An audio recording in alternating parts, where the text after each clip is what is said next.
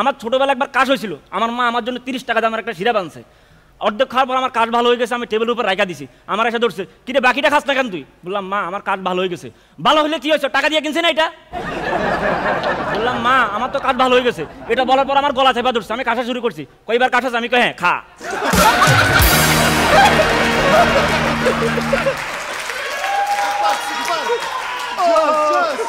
আমার মা ব্যাংকে ডিপিএস করতে গেছে, ম্যানেজারকে গিয়ে বলে 500 টাকা ডিপিএস করবো, কত টাকা করে লাগবে? 500 টাকা ডিপিএস, 500 টাকা করে লাগবে। প্লিজ 50 টাকা কম রাখেন। আর আমার মায়ের একমাত্র লক্ষ্য হচ্ছে ঘুম থেকে উঠে আমার রুমে ফ্যান অফ করে দেওয়া।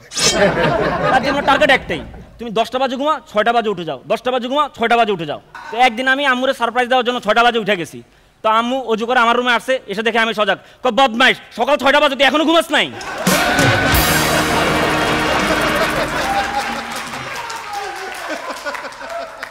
যাওয়ার আগে ফ্যান বন্ধ করে দিয়ে গেছে।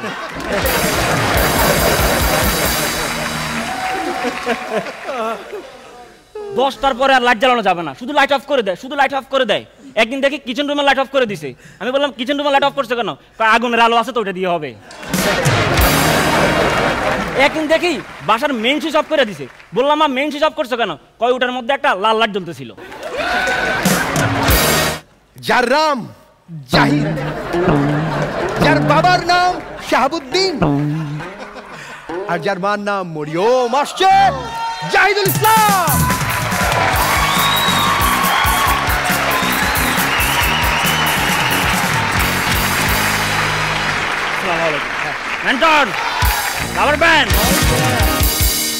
আমি আজকে সবার সামনে এনটিভিতে আমার মাকে একটা স্পষ্ট কথা বলে দিতে চাই যে আম্মু আমি যদি 2বার কল না ধরি তার মানে এই না আমি মারা গেছি।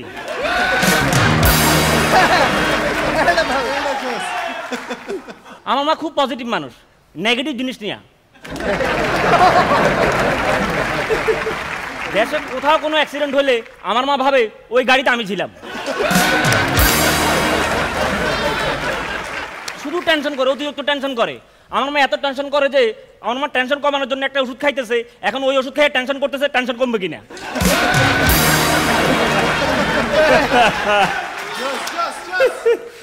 এই চশমাটা আমি নিতাম না, আমার মায়ের টেনশনের জন্য নিছি। আমি জাস্ট বলছিলাম মা টিভি কি আমি একাই ঘোলা দেখতেছি না টিভি ঘোলা? তো বাবা টিভি তো ক্লিয়ার, তো চোখ তো শেষ।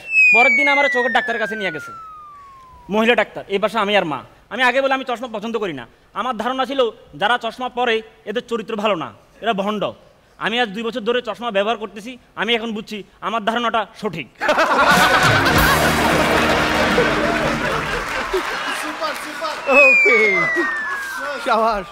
ডাক্তারের কাছে গেল, ওই পাশে মহিলা ডাক্তার, এই পাশে আমি আর আম্মু। কয় কি হয়েছে? আমি বললাম একটু ঘোলা দেখতেছি। আমার মা পাশ থেকে বলতেছে ও তো চোখের পাওয়ার চলে গেছে। আমার মার প্রকৃতিটা আমি বলি, আমার মা মুখে যা আসে বলে দেয়, কিছু বুঝুক আর না বুঝুক। আমি বললাম ম্যাডাম একটু চোখে ঘোলা দেখতেছি। কয়দিন থেকে? আমি বললাম এই গতকাল রাতে খেয়াল করছি। আপনারা দেরি করে ফেলছেন, আরও আগে আসা উচিত ছিল। আমার মা পাশ থেকে বলতেছে ম্যাডাম আমরা দেরি করি নাই, আমাদের সিরিয়াল 1 নম্বরে ছিল। আমি বললাম এখন কি করতে হবে? ড্রপ দিতে হবে। আপনারা তো জানেন আমি একটু টাউট আছি। আমি বললাম ম্যাডাম এটা চোখ না বল যে ড্রপ দিব? দেখুন ডাক্তারও টাউট আছে। হ্যাঁ বল, আই বলে ড্রপ দিতে হবে আর চশমা নিতে হবে। আমি বললাম প্লিজ চশমা দিয়েন না, আমার ওষুধ আরও বাড়াই দেন, তবে চশমা দিয়েন না, আমি এতটা ঘোলা দেখি না। তাই নাকি? এই লেখাটা পড়েন তো। তো আমি লেখা দেখলাম যে লেখা আছে বিপদের সময় সম্রাট আকবর বাঙ্গিয়া পড়তেন না। তো আমি বুঝছি এটা একটা টেস্ট পাস করতে হবে। আমি পড়ছি বিপদের সময় সম্রাট আকবর জাঙ্গিয়া পড়তেন না। সম্রাট আকবর জাঙ্গিয়া না পড়ার কারণে আপনাকে চশমা পড়তে হবে।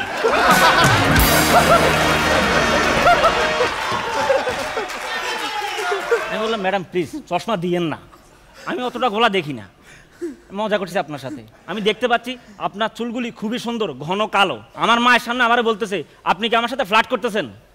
আমার মা পাশ থেকে বলতেছে হে হে ও বাসা ভাড়া দিতে পারে না, ফ্লার্ট করবে কেমনে?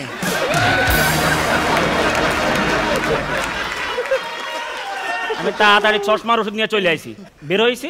আমার মা ধরছে কিরে এই মহিলা কি তোর আগে থেকে চিনে? ফ্লার্ট করার কথা কেন কইছে? আমি বললাম মা এই ফ্ল্যাট মানে ওই ফ্ল্যাট না, এই ফ্ল্যাট মানে মিথ্যা কথা বলা। কয় তুই তোর বাবার মতো হইছস, তোর বাবু আমার আব্বা আমার লগে ফ্ল্যাট করে আমার বিয়ে করছে।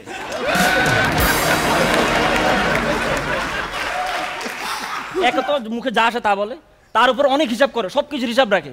আমার ছোটোবেলা একবার কাজ হয়েছিল, আমার মা আমার জন্য 30 টাকা দামের একটা সিরাপ আনছে। অর্ধেক খাওয়ার পর আমার কাজ ভালো হয়ে গেছে, আমি টেবিলের উপর রাখা দিছি। আমার এসে ধরছে, কিরে বাকিটা খাস না কেন তুই? বললাম মা আমার কাজ ভালো হয়ে গেছে। ভালো হলে কি হয়েছে, টাকা দিয়ে কিনছে না এটা? বললাম মা আমার তো কাজ ভালো হয়ে গেছে। এটা বলার পর আমার গলা চেপা ধরছে, আমি কাশা শুরু করছি। কয়বার কাশাস? আমি কই হ্যাঁ খা।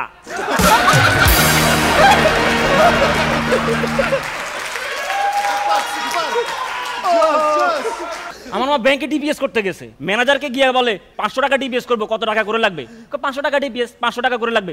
প্লিজ 50 টাকা কম রাখেন। আর আমার মায়ের একমাত্র লক্ষ্য হচ্ছে ঘুম থেকে উঠে আমার রুমে ফ্যান অফ করে দেওয়া। তার জন্য টার্গেট একটাই, তুমি 10টা বাজে ঘুমা, 6টা বাজে উঠে যাও, 10টা বাজে ঘুমা, 6টা বাজে উঠে যাও। তো একদিন আমি আম্মুরে সারপ্রাইজ দেওয়ার জন্য 6টা বাজে উঠে গেছি। তো আম্মু অজু করে আমার রুমে আসছে, এসে দেখে আমি সজাগ। বদমাইশ, সকাল 6টা বাজে তুই এখনো ঘুমাস নাই?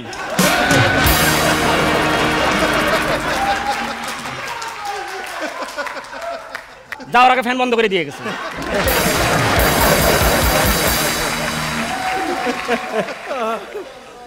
দশটার পরে আর লাইট জ্বালানো যাবে না, শুধু লাইট অফ করে দেয়, শুধু লাইট অফ করে দেয়। একদিন দেখি কিচেন রুমে লাইট অফ করে দিছে। আমি বললাম কিচেন রুমে লাইট অফ করছে কেন? আগুনের আলো আছে তো ওটা দিয়ে হবে। একদিন দেখি বাসার মেইন সুইচ অফ করে দিছে। বললাম মা মেইন সুইচ অফ করছো কেন? কয় ওটার মধ্যে একটা লাল লাইট জ্বলতেছিল। একদিন দেখে রাত 11টা বাজে আমার রুমের লাইট এখনো জ্বলতেছে। আমার তো ধরছে, কিরে তোর রুমের লাইট এখনো জ্বলে কেন? বললাম মা আমি পড়তেছি। তো বই কই? বললাম মা মোবাইলে পড়তেছি। তো লাইট জ্বলতেছে কেন? বললাম মা অন্ধকারে মোবাইল টিপলে চোখ নষ্ট হয়ে যাবে।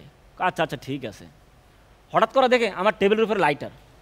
কিরে তোর রুমে লাইটার কেন? বল তুই কি সিগারেট খাস? বললাম না মা আমি সিগারেট খাই না। সত্যি করে কও তুই কি সিগারেট খাস? বললাম মা আমি সিগারেট খাই না। কয় আমার মাথায় হাত দিয়ে বলতো সিগারেট খাস না। বললাম মা তোমার মাথায় হাত দিয়ে বলছে আমি সিগারেট খাই না। আমার মা তারপরে বিশ্বাস করে না। তুই কি আমার সাথে ফ্লার্ট করতেছস?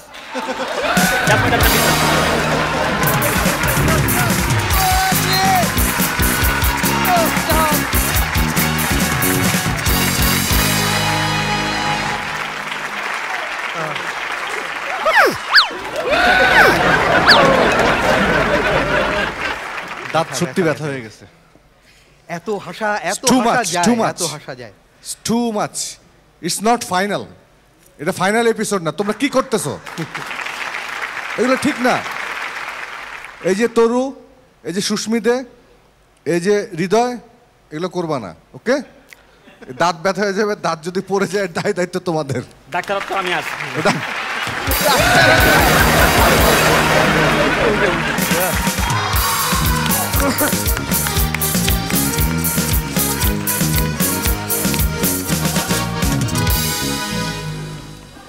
ওকে, আমি শুধু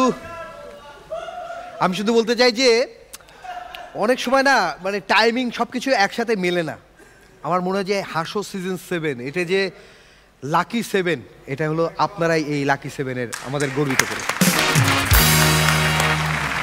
এদের সম্পর্কে কোনো কমেন্টস করবো না প্লিজ, এনজয় করতে দাও। শুধু 3টা ফায়ার দিয়ে দিই।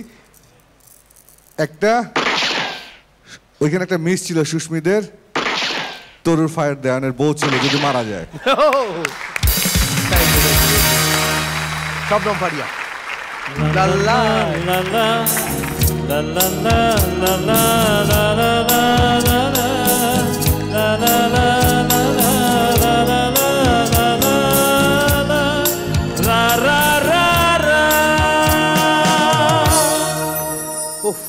মানে বুকটা সত্যি ভরে গেল। মানে কি যে ভালো লাগা কাজ করছে আমি বোঝাতে পারবো না। এরকম একটা এপিসোড যখন হয়, মানে একটার পর একটা যখন এরকম হয়, মানে কি যে ভালো লাগে। শবনম ফারিয়া, প্রথমত ওর বাবা মার নাম আমরা কেউ ভুলতে পারি না, হ্যাঁ, তারপর এটাও আমরা ভুলতে পারি না। আজকে ও যে কথাগুলো বলছিল তার মধ্যে আমার মনে হচ্ছিল যে ও আমার আম্মুর কথা বলছে। সকালবেলা ফ্যানটা কেন বন্ধ করে আমি জানি না। সো খুব ভালো ছিল হৃদয়, খুব ভালো ছিল। কনস্ট্যান্টলি হৃদয় একটার পর একটা খুব ভালো পারফরমেন্স দিয়ে যাচ্ছে। তুষার খান, হাসতে হাসতে তো চোখে পানি আসে। ওর শুরু থেকে এত হাসছে যে আমি ঘেমে গেছি, হাসতে হাসতে ঘেমে গেছি, মানে বসতে নন স্টপ কি পারফরমেন্সটা দিয়েছে ও। অসাধারণ ছিল হৃদয়, এর থেকে আর বেশি বলার কিছু না। অসাধারণ, খুব ভালো ছিল, খুব ভালো ছিল।